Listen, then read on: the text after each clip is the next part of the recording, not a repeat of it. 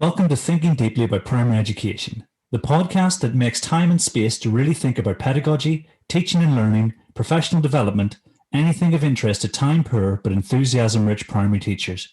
This week, I'm joined once again by Christopher Such. Hello, good to be back. And together we'll try and answer the question, how do you solve a problem like supporting early career teachers? But first, Chris, what's you reading for? Well, this week, I'm not going to lie, I've not finished this book, but I've dived into it. It's really interesting. And it's a book called History of Knowledge by Charles Van Doren. Those people who are familiar with the book will perhaps think, well, what's this got to do with primary education? It's effectively an attempt to spell out an overview of world history. The author would describe in perhaps slightly problematic terms as Western history, but it does attempt to spell out the history of the entire world to some extent. And it's only when I've read this book and similar books like E.H. Gombrich's A Little History of the World that I realized that it isn't only valuable for people who are developing a curriculum or looking to develop their history curriculum. I think it's a really valuable thing for any primary teacher. I think going into teaching primary school without that and a sense of an overview of world history and trying to teach history and perhaps even geography and other bits and pieces without that overview puts you at a really major disadvantage. Love it as a book, and I'd highly recommend it. I've also, and I'm breaking the rule a little bit here by mentioning a second thing. I've also been reading some bits and pieces about reading fluency, specifically catching up with a couple of meta-analyses, I guess, and some work by Tim Rosinski. In particular, fascinated by his idea that when teachers teach children to read fluently and teach fluency practice sessions, that they should focus almost entirely on texts that can be performed. I see where he's coming from. The research that he has done seems to point that way. But when I relate it back to my own personal experience, the more I think about children who, when it comes to reading fluency, are really rubbish with the use of punctuation. And I think this could be problematic if a lot of the reading instruction you do, particularly for fluency, involves texts where punctuation is a little bit of a free-for-all, like poetry can tend to be. So yeah, that's what I've been reading. That's what I've been reflecting on. Both really, for me at least, fantastic stuff to read. I'd highly recommend History of Knowledge by Charles Van Doren for those looking for an overview of world history. What about you? You've been tucking into anything new? Yes, quite a bit. In terms of academic stuff, I've been reading about Marx and Nietzsche, and so I don't think I'll bore anybody with with that. But and I think we talk about this book quite a lot on the podcast. The walkthroughs by Tom Sherrington and Ollie Kev, and because we're talking about early career teachers, I've actually been working with someone who is in their first year teaching, but their time was disrupted because of COVID and things. And so I've been doing a lot of work trying to support their professional development. And actually, in terms of having a codified vision for what the essentials of practice are, I think that you can't get much better than the walkthroughs. I'm very excited to see that there's a volume 2 coming out soon. But really, I think schools would be mad not to at least have copies in the staff room, but certainly making it part of CPD, because it just breaks down those essentials really, really well. And I remember reading it way back in, must have been April 2020, the first time, and thinking about how succinctly things are put, and things that I've been doing but never really thought about, were almost given a title and sort of explained in quite minute detail, which is so it's a quick read, but there's lots of value from the fact that you can work with other teachers and support them using what is a really high quality text, essentially. Yeah, I think the pitch of it is fantastic as well. I learned bits and pieces from it, and I was reminded of useful bits and pieces from it when I looked at it about, I'd say, 6 months or so ago. But what you notice about it straight away is how accessible it would be for any teacher. Mention my partner a lot. She's a secondary maths teacher. She's currently a mentor for a Teach First candidate. And the first thing I said to her was, get her that book. Just both of you get a copy of that book, use it as a way to discuss practice, use it as a way to label bits of practice that you think she needs to improve on. They've both found it incredibly useful. It is a great book. Yeah. I'm, thinking about your first recommendation, I think you get to a point in your career where once you've heard the main messages, and you have almost got the essentials down, it's about reading around teaching. And that's the way to get the most leverage in your practice. For instance, Neil Almond recommended the map of knowledge, 7 cities, and sort of marking what we consider to be the main canon of knowledge we have, right from sort of the Middle East in the 5th century, maybe even earlier than that, all the way up to the Enlightenment. And I think it's things like that where you can start taking your experience in the classroom and tying it to things that you're reading, in a much broader sense. That it's a really useful way, and almost like a state of being. Once you've gone past the essentials, it's about reading mathematical texts for the inspiration they can provide you. So I think that's a really good recommendation. And obviously you've recommended the 900-page book on Europe, on the history of Europe. Is it only 900? Oh, I can't remember the name of the author. We'll put it in the show notes. But Europe by, can't remember his name. Worth it just for the little vignettes he puts in there. Norman Davies. It is a doorstop of a book, but it's well worth your time. It's one of these ones that I need to go back to and read probably 4 or 5 times, and I'm almost certain I won't in my lifetime. But it's exceptional. Yeah, I'm going to concentrate on reading it once, 3 pages at a time. So then that leads us on to the main bulk of this podcast. And how do you solve a problem like supporting early career teachers? And I suppose the first question is, what was your NQT +1 time like? In some ways, I think I can provide a story that is worryingly typical for the education profession. What I remember from my first 2 years of teaching was that I worked far too long hours. I think it probably clocked at 55, 60 hours a week comfortably. The head teacher, my mentor in my NQT, etc., knew I was working those hours. And I don't think they thought of it as much of a problem. They just saw it as part of the course. NQT year and NQT +1 year is hard, so suck it up. I remember it being exceptionally bureaucratic. I mean, this is 12-ish years ago, I think, if I'm trying to pin it down. So I remember APP grids. I remember long lists of things to tick off. I remember organizing football matches and spending 45 minutes on the risk assessment, and then another 45 minutes putting up these plastic goals and taking them down again. I remember having some struggles with behavior. The teachers at the time constantly said to me, don't worry about behavior. We're observing your lessons. We've walked past. You're fine. But it doesn't matter what it feels like to other people. If it feels like to you that behavior is a struggle, it still has an impact. The interesting thing is that it was such a slog for me those first 2 years. And I was working 55 or 60-ish hours a week. I had to bike to and from school because at the time I didn't want to own a car. In the end, it was just so overwhelming that I remember getting to I'm trying to think when the resignation deadline is, whether it's the end of May or the end of June. But either way, I remember thinking that I could possibly make it through my 3rd year. But because of the length of that resignation deadline, I can't commit to that period of time. 3 months from now, I could be broken. So handed in my notice. And it was a couple of days before the resignation deadline. And I remember the head teacher saying things like, we know you've been working long hours. We can do something about that. We know that. And it was too late. At that point, I just thought, well, if you know I'm working 55 or 60 hours a week, why have you waited until I'm leaving the profession?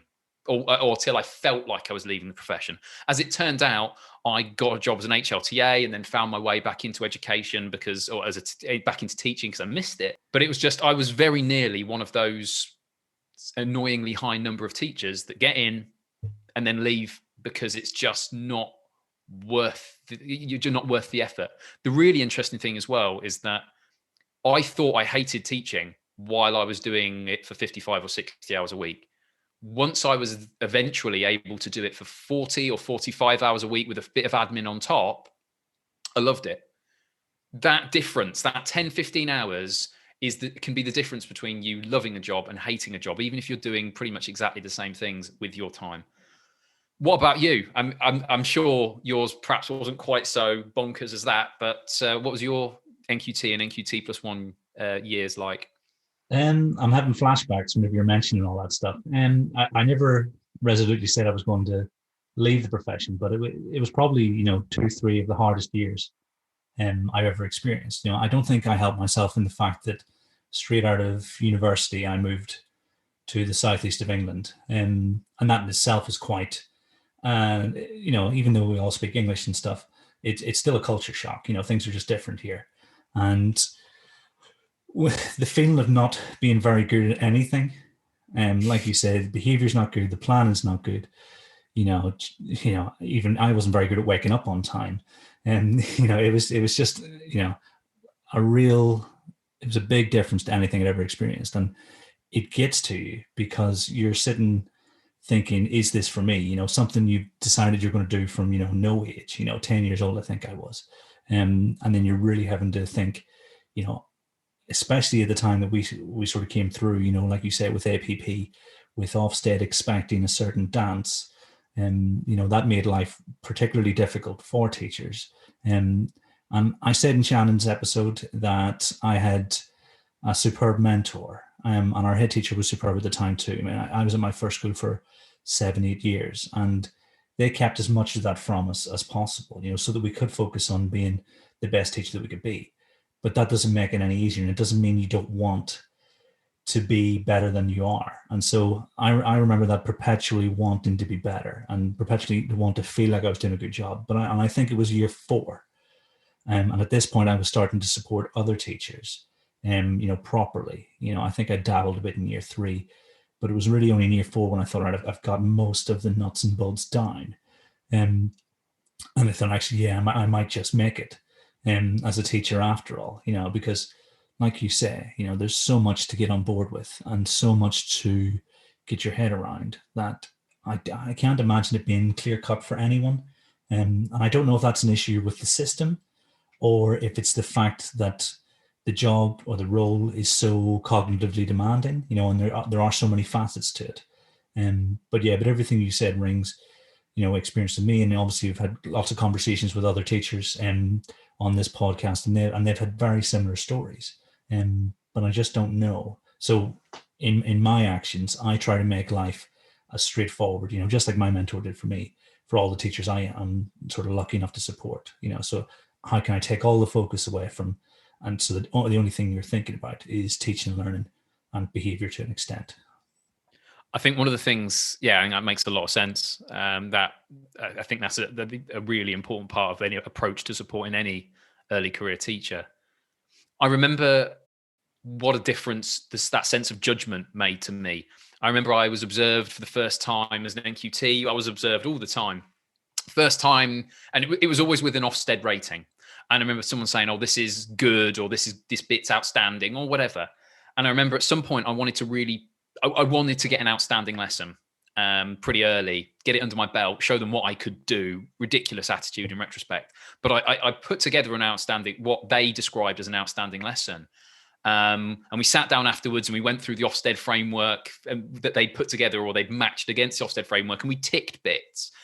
And I remember getting to that lesson and sitting down, got my feedback, and it was something that had taken me 7 or 8 hours of preparation minimum.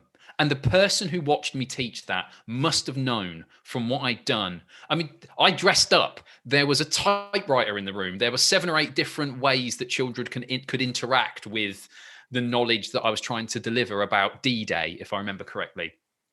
And the most damaging thing that ever happened probably in my those early bit of teaching was my mentor saying, "That's what you can do."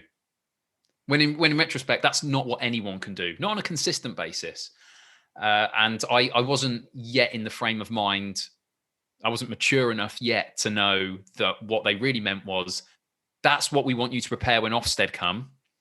And the rest of your teaching can be normal. They never really were that honest with me.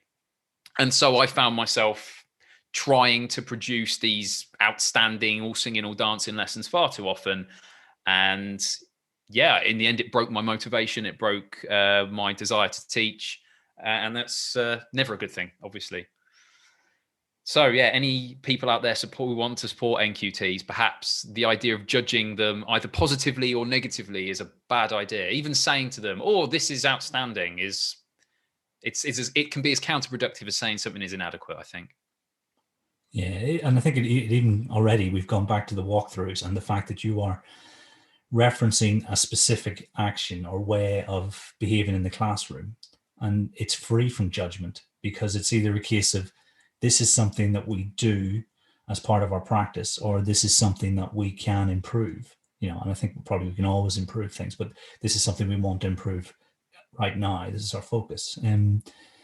Because I remember when it was okay to be good all the time, and that was considered outstanding. It was almost like a wave went over the profession, because instead of, as you say, having to be outstanding on that day, whenever they happen to pop into a lesson, you could just do a solid job all the time, and schools could do a solid job all the time, and that would be, not sufficient, because obviously they took words like satisfactory and made them into something less than satisfactory. But it was accepted that that was a realistic aim for the profession, was to be good every single, or as many days as possible. I think realistic is the key word there, because my NQT year expectations of myself and the language that was used were completely unrealistic. There was this idea that someone can be an outstanding teacher all the time and also early in their career, which is rubbish. But I guess that brings us on to our second question, which I'm going to fire at you, if I may. What would you tell your NQT self, however many years ago that was, if you had the time machine and that was the way you had decided to use it? Not the most wise use of a time machine, but if you were going to use it that way, what would you tell yourself? There are a few ways I've interpreted this. So if you'll allow me to give a few possible answers. I think one of the key things that I didn't realize was that my working memory wasn't as effective as I thought it was. So I spent quite a lot of time not writing stuff down. And if it doesn't get written down, it gets forgotten. So I would tell me on day one, make sure you write absolutely everything down, because then you have a point of reference with which to go back to.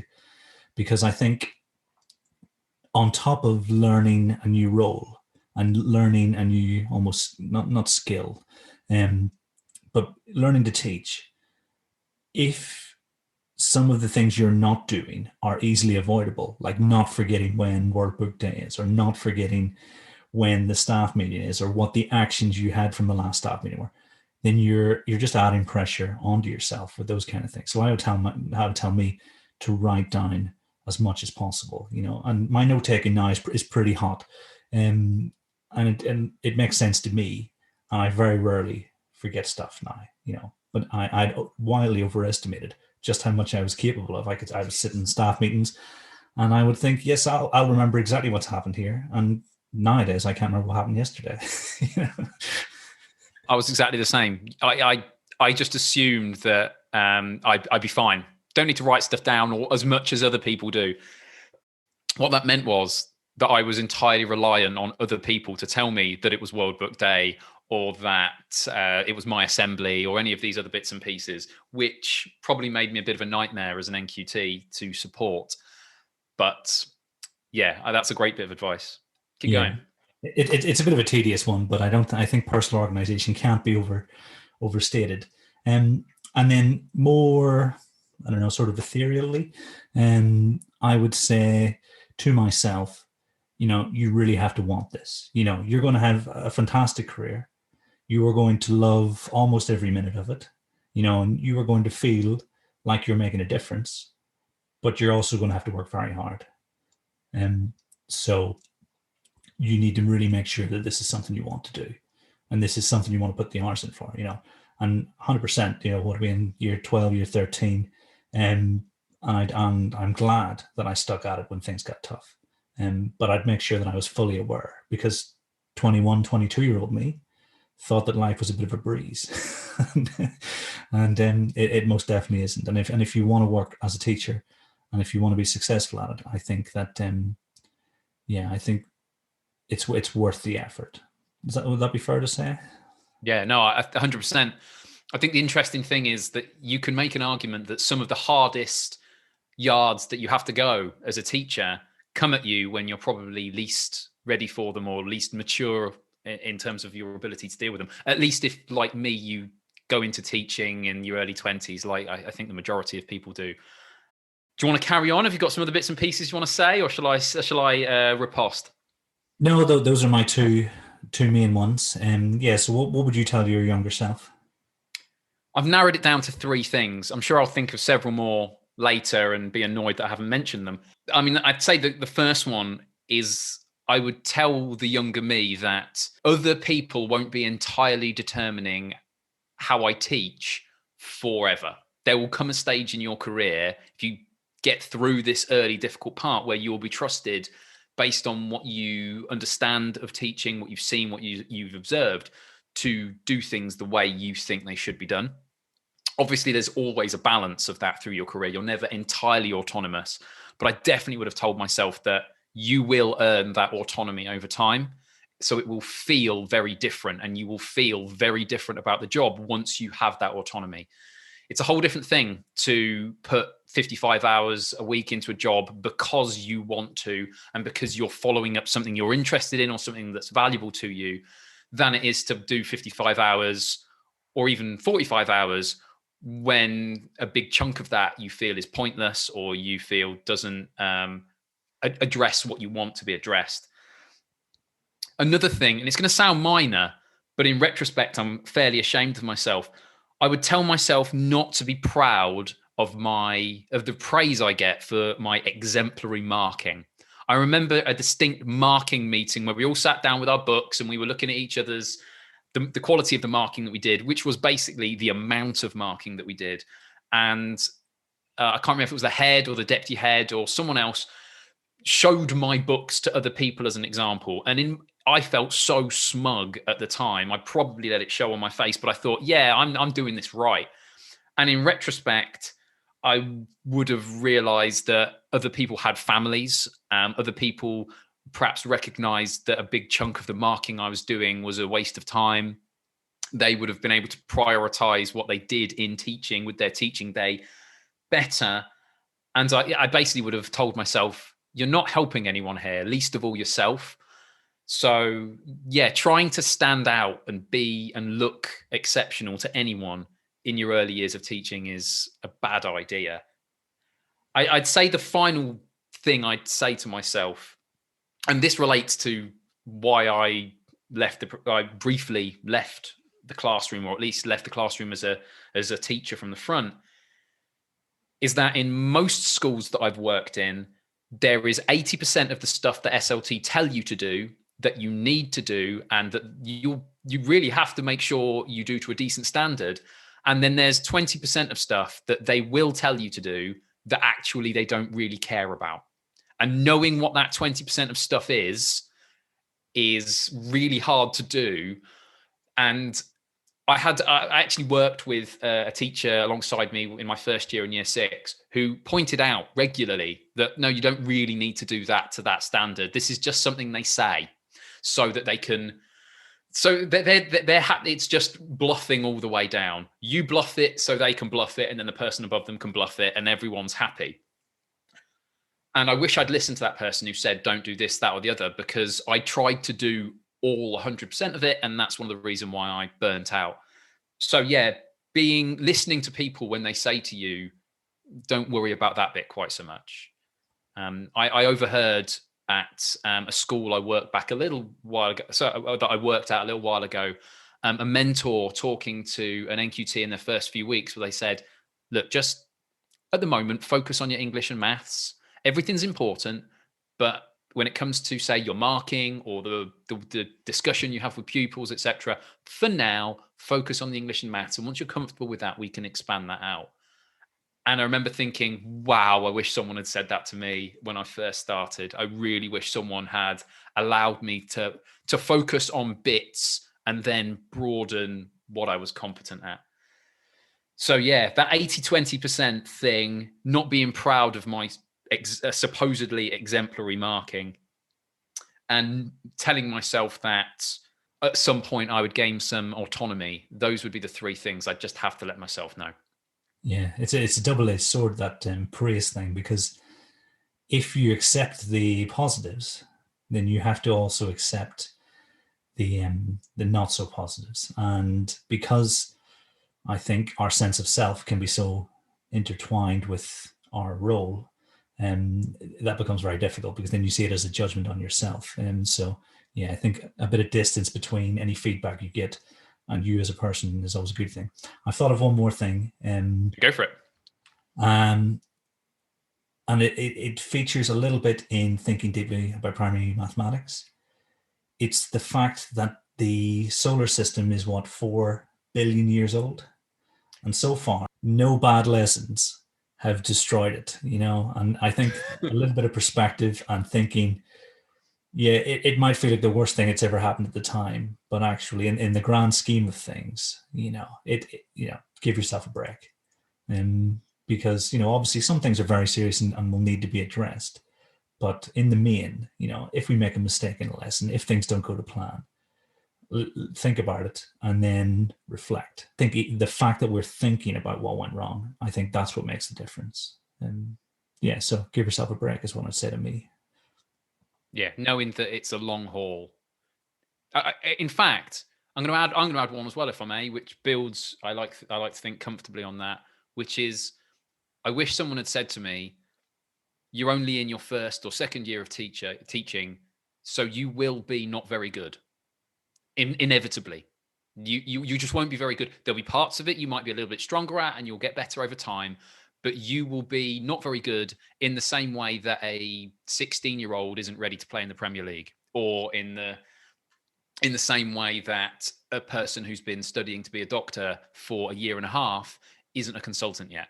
It's just inevitable that there is a long apprenticeship period, and just accept that you're going to struggle and it's going to be difficult. And at points, you're going to have to learn loads in order to get better. I wish someone had said to me about the 10-year timeline that I think is a fairly good way of looking at what it takes to get really good at teaching. It just takes the pressure off so much to know that, okay, I'm only 2 years in. I'm only 1 year in. You see people on Twitter actually who talk about, oh, I've been teaching for a year and a half and I really want to think about leadership.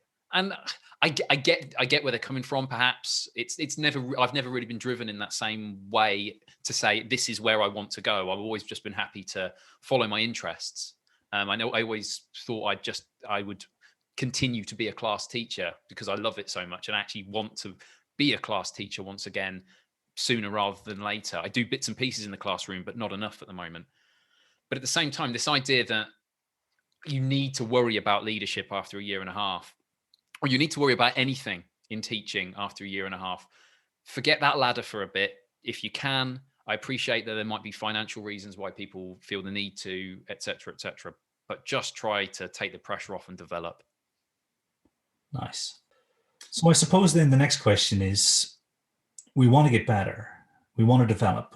How do we develop the subject knowledge, the pedagogical knowledge and the behavior management, to be an effective teacher during that early career period?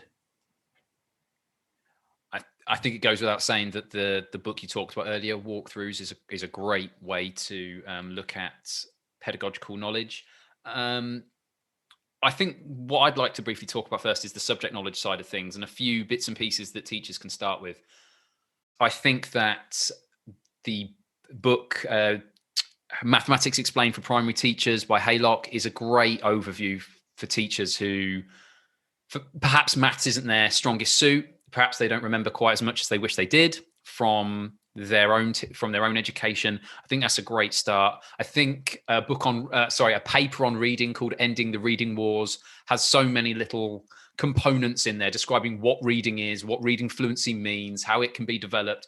You can read that over the space of a couple of hours and vastly improve your understanding of what it means for children to learn to read. I think also, going back to mathematics, I feel I learned a lot from looking at the NCETM spines. I think also the information that they've published in conjunction with the government is valuable as well, particularly if you're saying, well, I'm teaching in year 3, what does year 3 look like? Or I'm teaching in year 2, what does year 2 place value look like, for example? I think I'd like to say lots and lots of things here, but if I had to pick just 2 or 3 things, I would mention those for maths and those for reading, and then perhaps to an extent give yourself a break on the other stuff, because obviously in those first 2 years of teaching, you want to be improving your subject knowledge, and obviously the pedagogical content knowledge that goes with it. But if you focus on too much, then you might find that, or you try to focus on too much, you might find that it doesn't really pay off in the way you'd like it to. Yeah, there's almost a bare minimum standard in English and maths that will guarantee that pupils are able to access the next stage on. So say they leave you in year 3, if you've been really concise in and how you've explained, the sort of the laws of arithmetic, place value, that kind of thing, or even grammatical terms that are built on in year 4 and 5, then that's almost what you should be aiming for. Almost do no harm first. Is that what doctors say? I know that's a phrase from somewhere. Yeah, the Hippocratic Oath, first do no harm. Yeah. So I think we should take that as teachers, because from there, that's when we can incrementally add little bits of information. Things about the concept of zero, things about the distributive property of multiplication over addition. You can understand what it is initially, and if you do that, then you can introduce pupils to it. But actually in year 5 and 6, with more time with it, seeing how pupils interact with the ideas, that's when you can have really strong subject knowledge. Like you said, it's not going to happen overnight.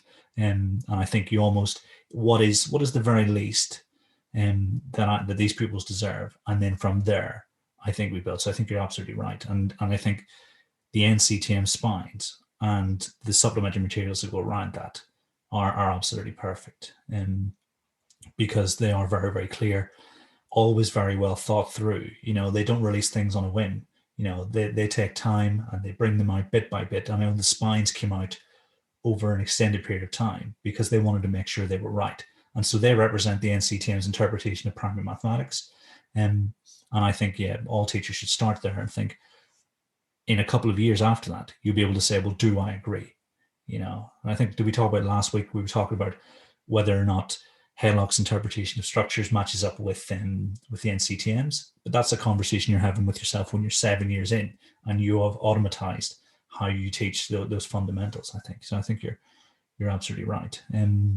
I think one of the reasons why I'm automatically attracted towards saying, look at this in mathematics, is because it's such a hierarchical subject. You miss out some key components in year 1 or year 2, or you don't understand them particularly well, so you don't teach them particularly well. I think that's going to cause more struggles for children down the line. I think they're more resilient than we give them credit for, but I think that's going to cause struggles down the line in a way that it perhaps doesn't if, for example, you're teaching year 3 history and your understanding of the ancient Greeks isn't quite as strong as it could have been. You can still understand and grasp and link things together when you later learn about the Romans and the Tudors and the Civil War, or whatever it is that's on your history curriculum.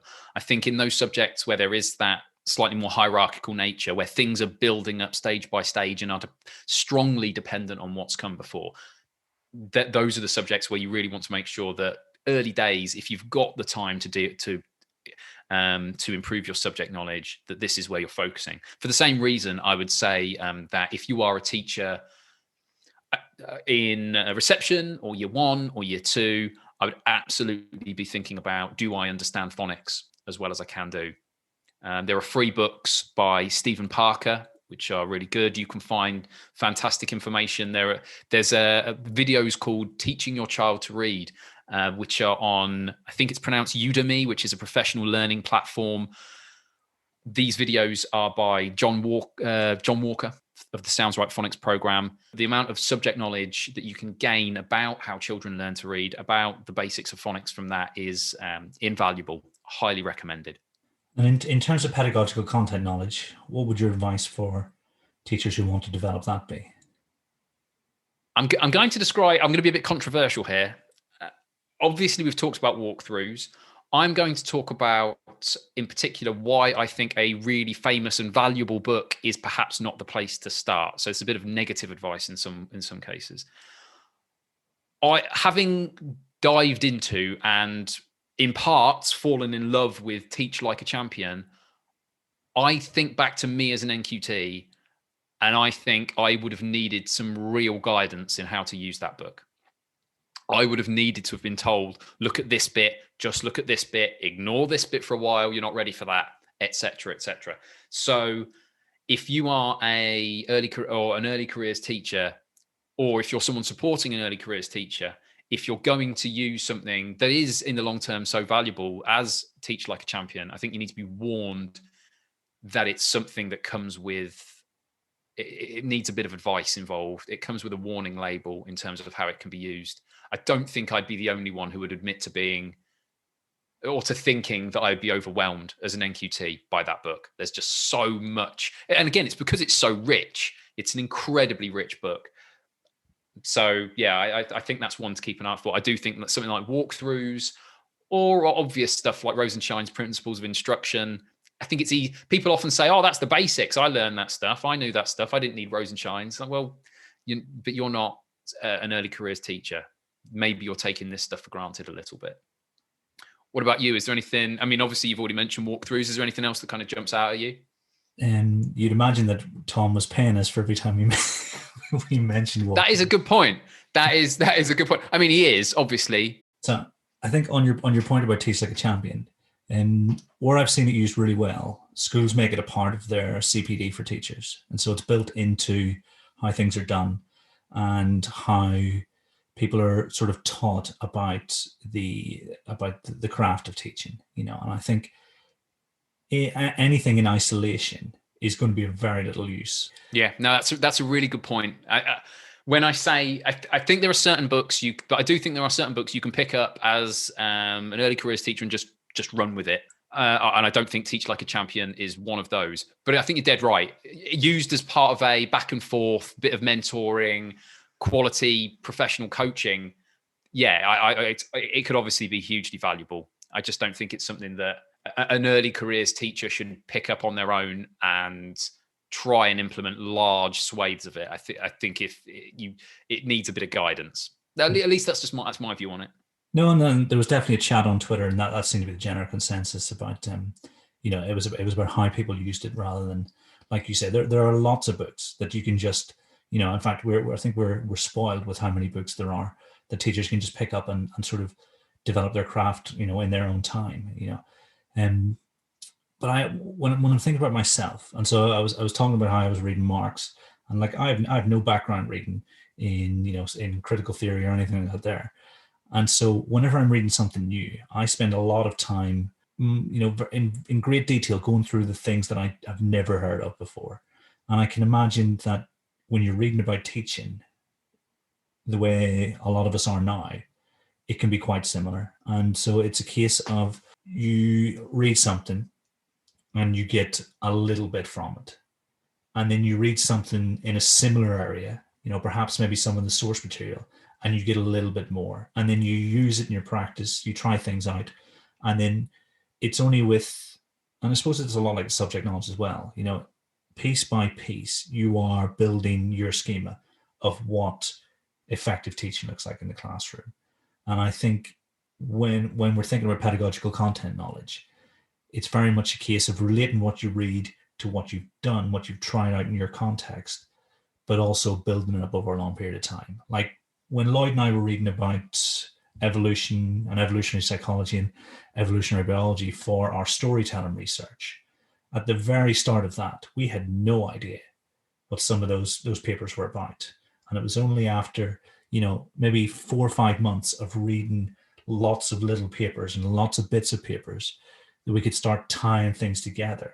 And I know it's a really extreme example because not everybody goes off to learn about storytelling because of something they read in a book once. But I think it equates to how the access we have to high quality texts on the craft of teaching. And so that would be my interpretation. My advice for people is to expect the jigsaw to build up over time, and start with the edges and then gradually get into the middle. And then when we're in the middle, that's when it's time to start reading around the craft with really rich, high quality texts that aren't necessarily specific to pedagogy and education.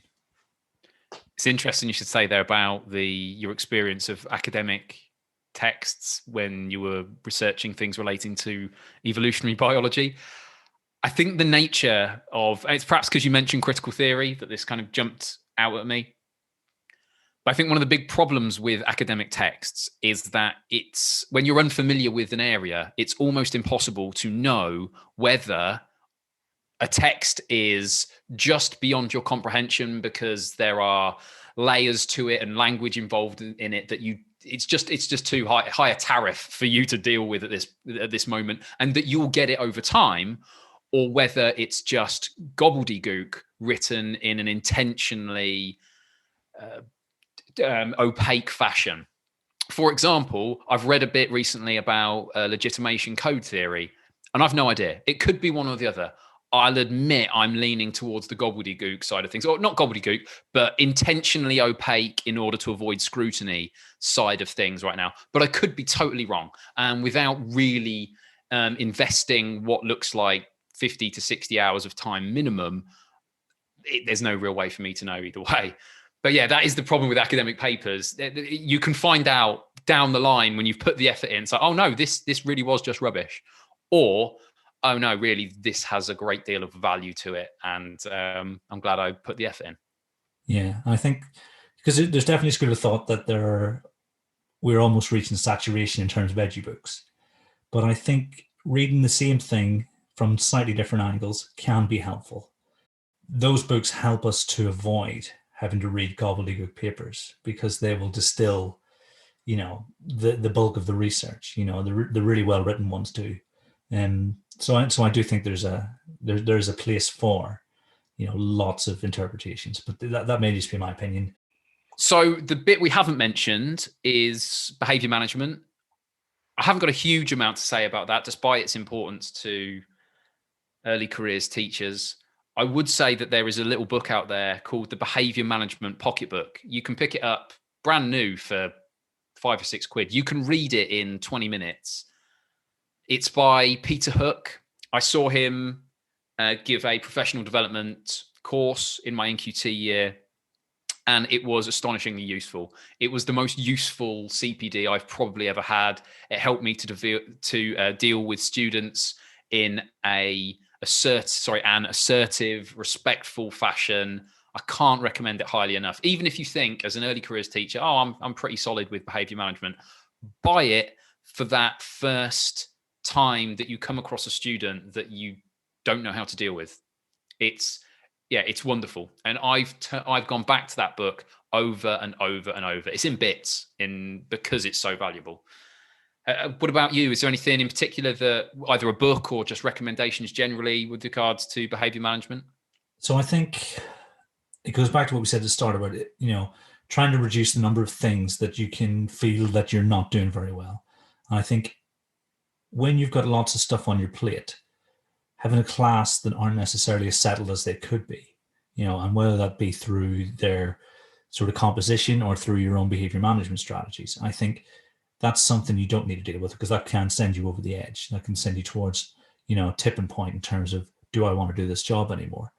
And so I always say the first thing you need to get down is your behavior management strategies. You need to focus on behavior management and those sort of fundamental strategies that will build an environment of mutual respect, and where pupils know where the line is, and they also want the social norms to be, this is how we behave in this class, because these expectations are both reasonable and achievable. And so before I came across Tom Bennett's work, a lot of the strategies I learned at the start of my career would have been those that he would sort of promote, where you're being stern but fair, being consistent, the things that make a real difference in the classroom. And so I always point people towards the work he's done with the DFE, and obviously most recently he's got a new book, Running the Room. And because I think that he does a very good job of cutting through what's not useful and making things really clear. And in my experience, the strategies he talks about are very, very useful. I still use them to this day. And so, yeah, that's where I would go. Perhaps starting with the posters and sort of the materials made available by the DFE. But I also think that you need the school to be on board, and then you need to be on board with however the school has decided they're going to sort of approach the behavior of their pupils, and hopefully new teachers get the kind of school that deserves them, where they look after their teachers and their pupils in equal measure. Because if those systems aren't in place, then it can be a very, very difficult place to be, and there's absolutely no hope of developing your mathematical, pedagogy or subject knowledge, because all of your time will be focused on managing classes, which could be managed better. So hopefully that's fair to say, but I would definitely, I think Tom Bennett is very good on behavior management. He makes things very clear. And it also aligns with how I've sort of independently been developed over the course of my career. I think the general rule, if I had to pick one of the behavior, like the advice I've been given over the years with regards to behavior management, and something that rings true or has rung true through my career in a variety of schools, is this idea that you do need consequences in place for certain actions that children will bring to the classroom, often just because they're testing the boundaries, just they want to see how far they can push things, etc. But those consequences and those boundaries only go so far. What they do is they effectively stop a certain kind of behavior, which sounds perfect. It sounds like, oh, job done. But it isn't job done. It really is just, that's the bit that allows you to then do your job with regards to supporting children's behavior. That's the thing that allows you to begin to build a relationship with a child. I remember in my first year of teaching, there was a lad who, desperate attention seeker. He was a great kid, but disrupted every lesson I had when I first worked with him.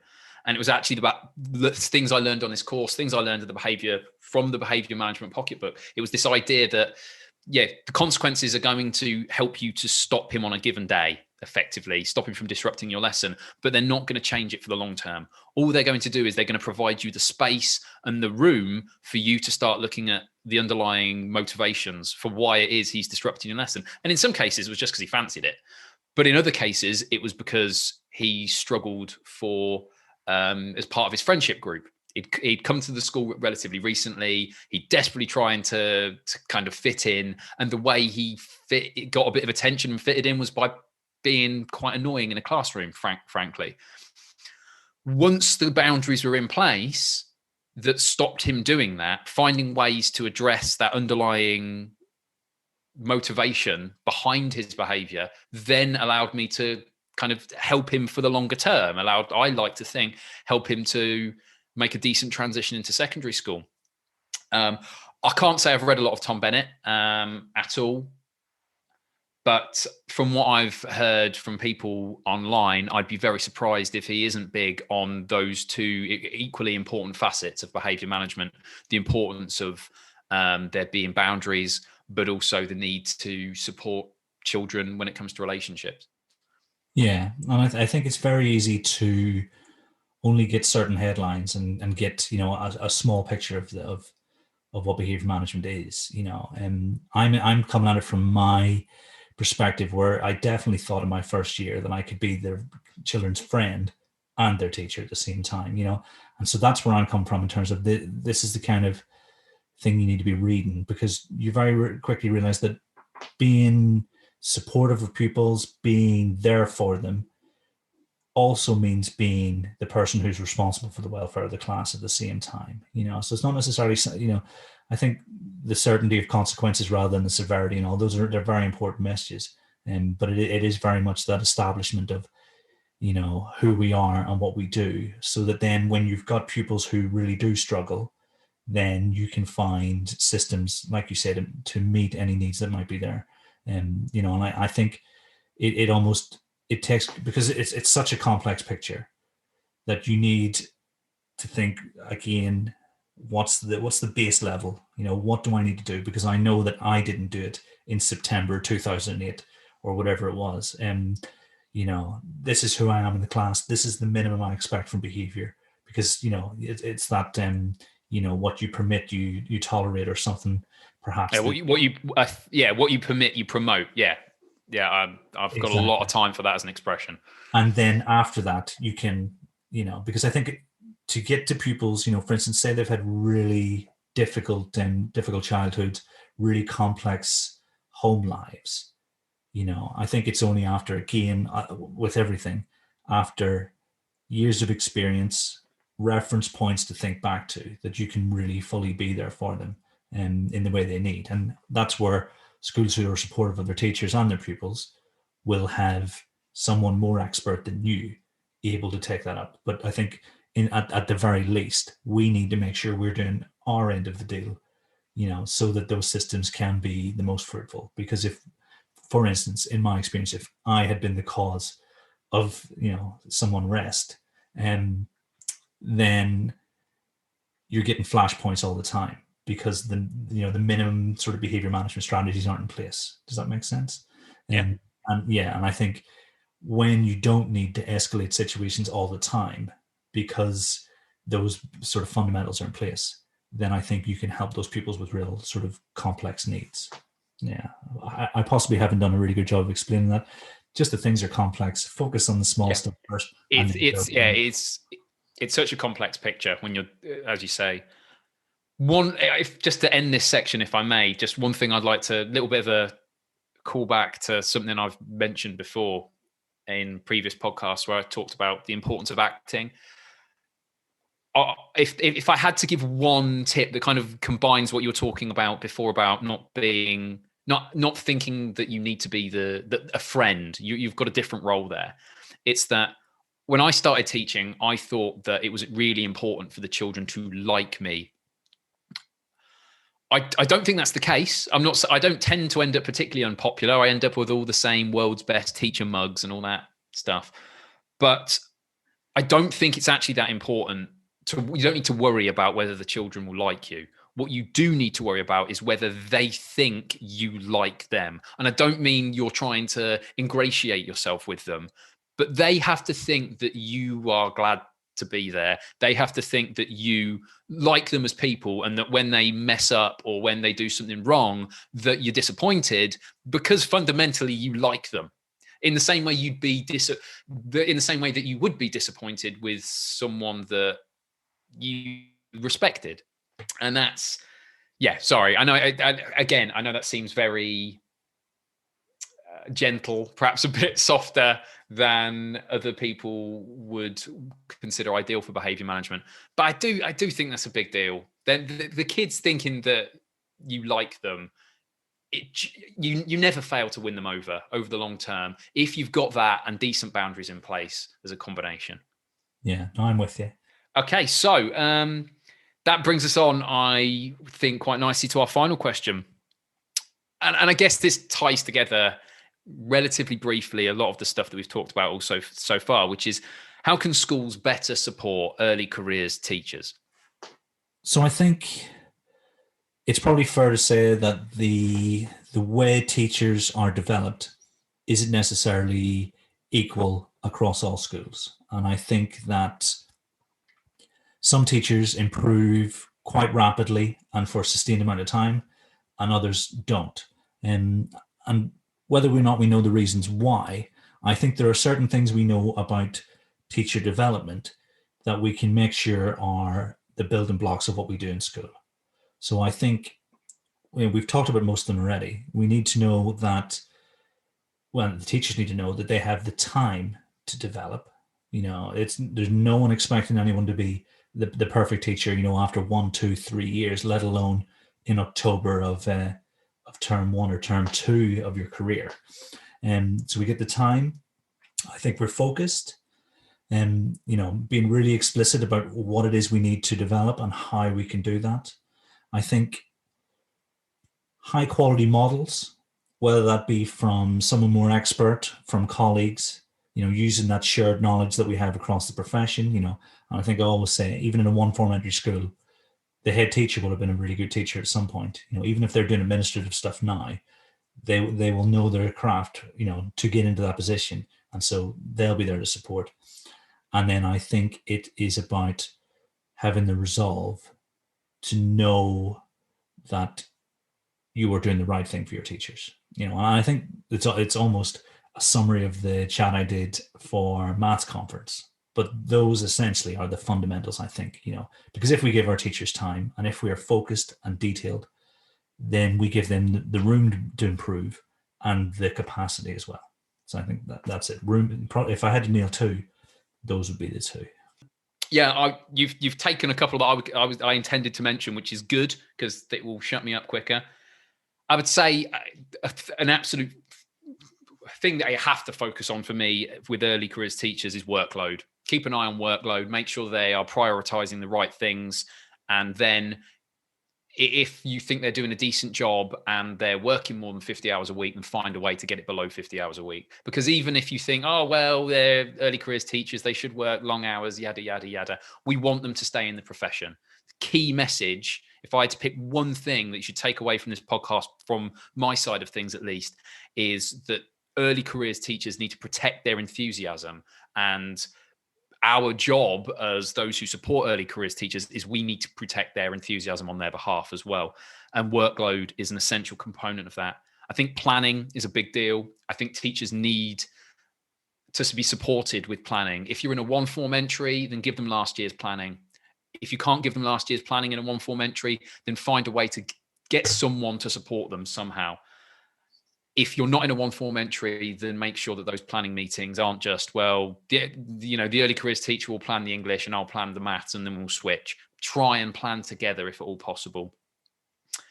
As we said earlier, depressurizing things, letting teachers know that it is about the long term. You mentioned that much more eloquently than I could. And this is going to sound like an odd one, but I remember in my first year of teaching that I got ill and I didn't take the day off. And that was a real struggle for me because I was really unwell and I still biked to work and I don't know how I got through the day.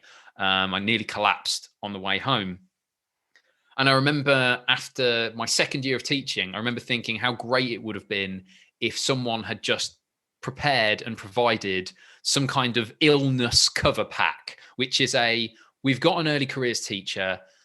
They aren't necessarily in a place where their planning can be read by other people, even if it's been shared with a partner teacher, etc. And just being able to say, don't worry about it. Don't get up at 7:30 and email something in. You just get better. We've got a day's worth of one-off planning in maths, in English, etc., that we can give to your class, so we can give to a supply teacher or HLTA or whoever's covering your class. You concentrate on getting better. Obviously, that's not going to work if, as in my second year of teaching, you get swine flu and you're off for a week and a half. But for those odd days that are down to cold or whatever it might be, I think being able to say to a teacher, no, you just take the day, we'll worry about it on our end, is massive. It's absolutely massive. So maybe having something in place for those early careers teachers, if you can manage it, is really valuable. That about wraps up how we can support early career teachers. We do have one question from the audience, which I think could probably become an episode in itself. And I'll explain a little bit. A question I've had quite a few times, whether it be through private message or in public, is about which textbook should I buy into? And this may become just me talking about textbooks. But I'll approach the question, and then obviously if you want to jump in. So I think when you're thinking about buying a textbook, in England for certain, it is a massive investment, both financially and in terms of the education you want to provide. And I think because there's such a spread of choice, And it's very difficult to assign a value of high quality outside of context. I think it's very important that we do the groundwork on what it is we imagine teaching and learning to look like in our school, and then what we have on offer from textbook providers. Because I know I mentioned briefly in a video that, and maybe a bit in Thinking Deeply, that textbooks will always often come with a pedagogic model. Whether you're in Texas or Venezuela or anywhere in the UK, there will be a certain model, and it will come to define how you teach. It will come to define how mathematics is in your school. And so I think you cannot underestimate how much legwork there is. And I think it's the responsibility of subject leaders to put in the hard yards and decide what it is they imagine maths to look like in their school. And if there's a textbook, high quality or otherwise, that can help them achieve that.